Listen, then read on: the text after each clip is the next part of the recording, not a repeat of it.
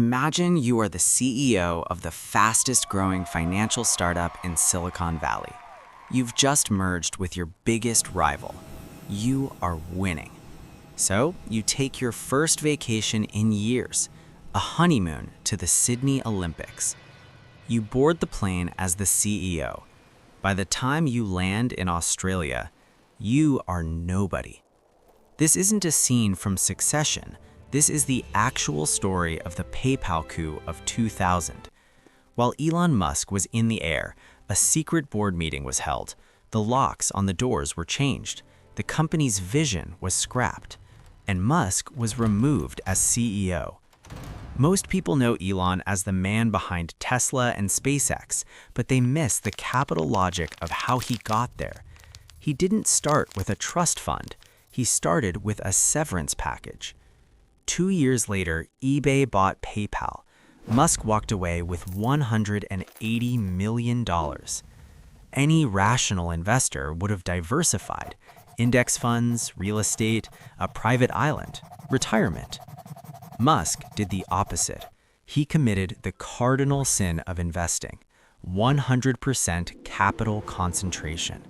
He rolled every single dollar into two failing industries: electric cars and rockets, at the same time. This is the story of how the PayPal coup didn't destroy Musk, it radicalized him. And it explains the most dangerous financial maneuver in his life, the 2008 double down.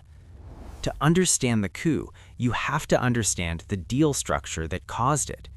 In 1999, two companies were trying to create digital money.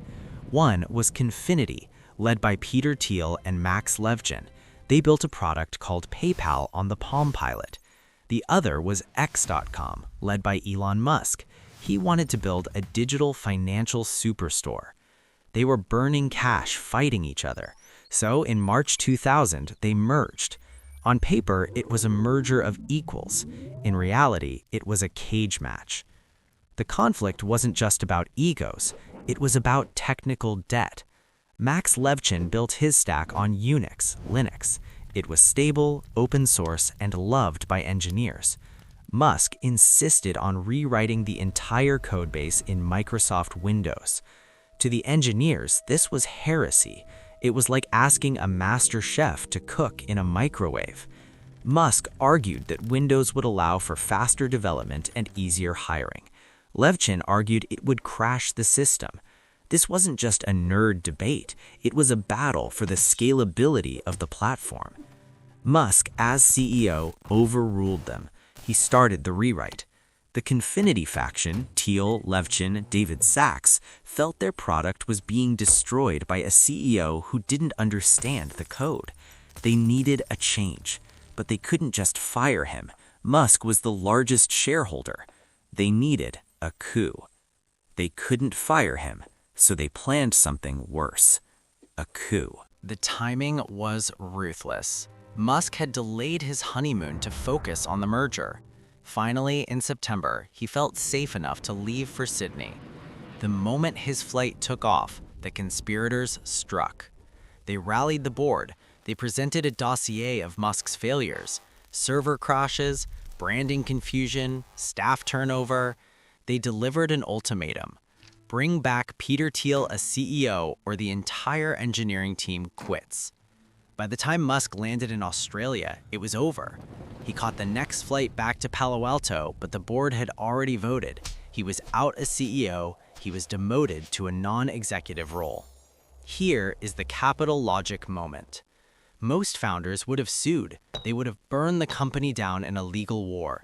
Musk did the math. If he fought the board, PayPal would likely collapse in the dot-com crash that was just starting. His equity would go to zero. If he accepted the coup and let Thiel run the ship, his equity might survive. He swallowed his pride. He supported Thiel. He kept his shares. 2 years later, in 2002, eBay acquired PayPal for $1.5 billion. Because Musk didn't fight, he remains the largest shareholder. His cut? $180 million after taxes. The coup didn't kill him. It gave him the liquidity he needed to become dangerous.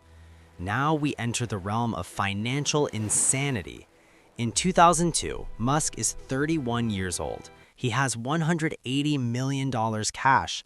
A standard wealth manager would tell him, put $100 million in bonds, $50 million in stocks, buy a house, and never work again. Musk's logic was different. He viewed capital not as a store of value, but as a fuel for utility. He believed the three biggest problems on Earth were the internet, solved by PayPal, sustainable energy, and multiplanetary life. So he allocated his capital against those problems. $100 million went into SpaceX. The logic? Building rockets is a capital-intensive nightmare with a 90% failure rate. He didn't just invest, he funded the entire R&D phase personally. $70 million went into Tesla. The logic? He wasn't even the founder. He was the Series A investor who eventually took over. He poured his liquidity into a car company during a recession. $10 million went into SolarCity. The logic? A vertical integration play for the energy grid. He saved nothing for himself. By 2008, he was borrowing money from friends to pay rent. He had converted high liquidity, cash, into maximum illiquidity, private equity, and failing heavy industries. This brings us to the most critical week in Musk's life. It is Christmas 2008. The global financial crisis is destroying the economy. Both of his bets are failing. SpaceX, the first 3 launches of the Falcon 1 rocket, had failed. Musk had money for one last launch. If it failed, the company was dead. Tesla, the company was hemorrhaging cash. They couldn't deliver the Roadster. They needed $40 million just to survive the month. Musk had choice. He had about $20 to $30 million left in liquid assets and loans. He could save one company. If he put the money into SpaceX, Tesla dies. If he put the money into Tesla, SpaceX dies. If he split the money, they both likely die. He chose the burn the boat strategy. He split the money. He put his absolute last dollar into keeping both alive for just a few more weeks, hoping for a miracle. The miracle came. SpaceX's 4th launch succeeded.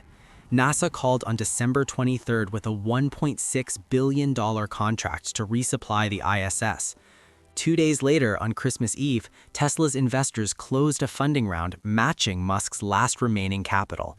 He went from bankrupt to solvent in 48 hours. But the capital logic here isn't luck, it's bridge financing.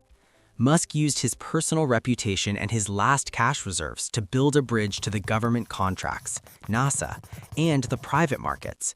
He understood that government contracts act as non-dilutive anchor tenants.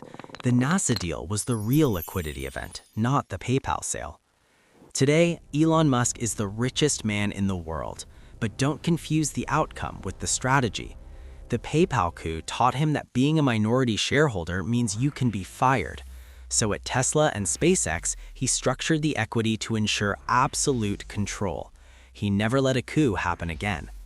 Here is the capital logic you can apply, with caution. 1. The inverse portfolio. Traditional advice says diversify to preserve wealth. Musk's logic is concentrate to create wealth. You only diversify when you have nothing left to build.